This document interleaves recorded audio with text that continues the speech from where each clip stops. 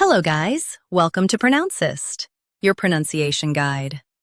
Today we will learn how to pronounce the word shown on the screen, plaster. First, let's hear its American pronunciation. Plaster. Now, read the syllables of U.S. pronunciation shown on the screen naturally. Blus, tear, plaster. Blus, tear, plaster. Now, let's focus on British pronunciation of this word. Plaster. Now, read the syllables of British pronunciation shown on the screen naturally. Pla. St. Plaster. Pla. St. Plaster.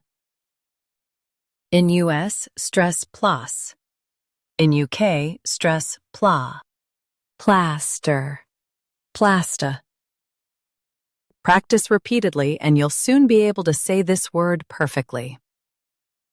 The best way to practice is to repeat the syllable multiple times.